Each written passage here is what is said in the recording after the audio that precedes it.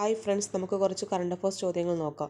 Railway ട്രാക്കുകൾക്കിടയിൽ portable solar പാനലുകൾ സ്ഥാപിച്ച ഇന്ത്യയിലെ ആദ്യത്തെ നഗരം വാരണാസി. ഇന്ത്യയിൽ ആദ്യമായി ഏകീകൃത സിവിൽ കോഡ് നടപ്പിലാക്കിയത് ഉത്തരാഖണ്ഡിലാണ്. എന്നാണ് നടപ്പിലാക്കിയത്? 2025 ജനുവരി 27.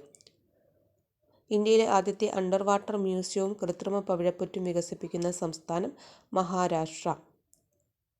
അന്താരാഷ്ട്ര ബഹിരാകാശ നിലയത്തിൽ നിന്നും സുനിത വില്യംസും ഗുച്ച് വിൽമോറും മടക്കയാത്രയ്ക്ക് ഉപയോഗിച്ച ബഹിരാകാശ പേടകത്തിൻ്റെ പേര് ഡ്രാഗൺ. ലോക സാമ്പത്തിക ഉച്ചകോടിയുടെ സ്ഥിരം വേദി എവിടെയാണ്? ദാവോസ്. എക്സൈസ് വകുപ്പിനു കീഴിലെ വിമുക്തിയുടെ നേതൃത്വത്തിൽ സ്കൂൾ കുട്ടികളിലെ ലഹരി ഉപയോഗം തടയാൻ വിദ്യാലയങ്ങൾ നടപ്പിലാക്കുന്ന പദ്ധതി ഉണർവ്.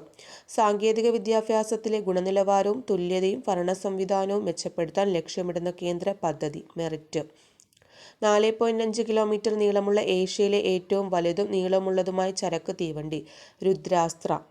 9 മുതൽ 12 ക്ലാസ് വരെയുള്ള സ്കൂൾ പാഠപുസ്തകങ്ങൾ ഭഗവത്ഗീത നിർബന്ധമാക്കിയ സംസ്ഥാനം ഗുജറാത്ത്.